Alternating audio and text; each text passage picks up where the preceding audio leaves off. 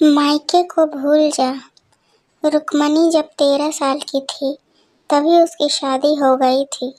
बहुत बड़े जमींदार की बेटी थी। घर में नौकर चाकर खेत खलियान थे। पिता बड़े लॉयर थे। बड़े बड़े लोगों का घर में आना जाना लगा रहता था। 2 बड़ी बहनों की शादी पहले ही हो गई थी। दोनों ही अच्छे घरानों में ब्याह कर गई थी। रुक्मणी अपने आयु से ज्यादा बड़ी दिखती थी, इसलिए घर में माता पिता को उनके ब्याह की चिंता सताने लगी। किसी तरह एक लड़का प्रताप मिला जो पढ़ा लिखा था पर दौलत नहीं थी। उनके पास जायदाद के नाम पर सिर्फ एक पुराना घर था। बड़े भाई होने के नाते जिम्मेदारियां थी। माँ 2 छोटे भाई जो अभी भी पढ़ रहे थे। पिता का साया तभी उनके सिर से उठ गया था जब वे 10वीं की परीक्षा दे रहे थे। रुक्मणी घर की बड़ी बहू बनकर आई। काम कुछ आता नहीं था क्योंकि घर में कभी किया नहीं था। 3 भाभीियों के बीच कभी काम करने का मौका ही नहीं मिला, परंतु अब काम तो सीखना ही था। एक ननद थी जो एक दोस्त की तरह इन्हें संभाल लिया थी। उनसे ही बहुत सारे काम सीखे। रुक्मणी तेज तर्रार थी। गुस्सा तो नाक पर ही रहता था, पर ससुराल में तो चुपचाप अदब से रहना पड़ता था। कुछ ही सालों में रुक्मणी को अपने पति के साथ अलग अपना घर बसाने का मौका मिला। पति की तनख्वाह भी कम थी। इतने बच्चों की पढ़ाई और आने जाने वालों की आवभगत आदि को संभालना उनके बस की बात नहीं थी। क्योंकि उन्हें तजुर्बा कम था, इसलिए आए दिन तकलीफ उठानी पड़ती थी। पिता की मृत्यु के बाद उनका मायका की तरफ लगाव बढ़ने लगा। भाई भाभी सभी रुक्मणी से बहुत डरते थे। माँ भी इनकी तरफदारी करती थी। घर में हमेशा मायके से कोई न कोई आते ही रहते थे।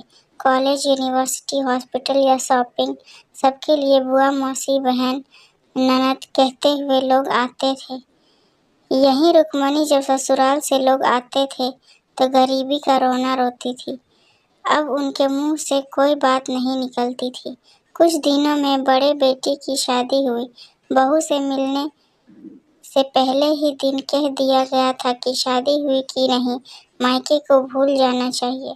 जो रुक्मणी दिन रात अपने मायके के गुण गाती रहती है और अपने मायके वालों के आवभगत में लगी रहती है, उसकी सोच इस प्रकार थी।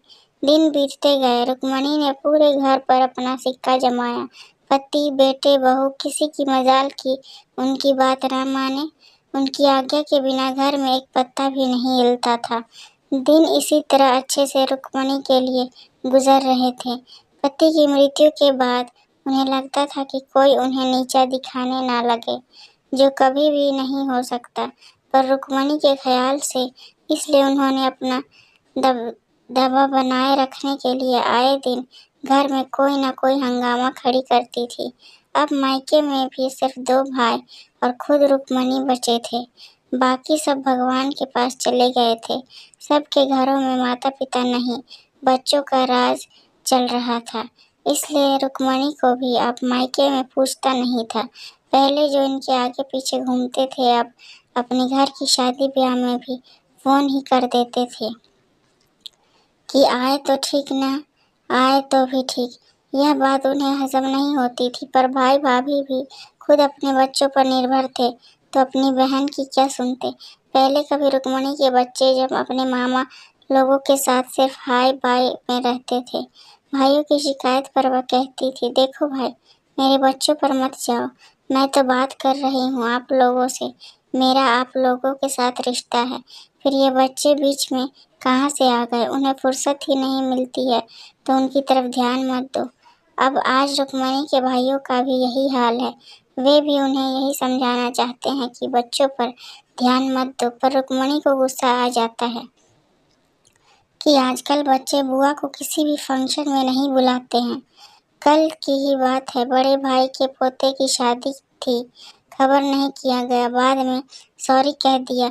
सोच सोच कर रुक्मणी को बुरा लगता है, कितना किया था इन लोगों के लिए, पर आज कोई भी मुझे पूछता ही नहीं है। इसलिए पहले अपने परिवार के बारे में सोचना चाहिए, फिर दूसरों के मायके का मोह भी इतना ही ना हो कि आप अपने घर को भूल जाए। इतनी सी थी ये कहानी। अगर आपको पसंद आए तो लाइक कमेंट और शेयर करें। चैनल पर नए हैं तो चैनल को सब्सक्राइब करें। इस कहानी को सुनने के लिए बहुत बहुत धन्यवाद।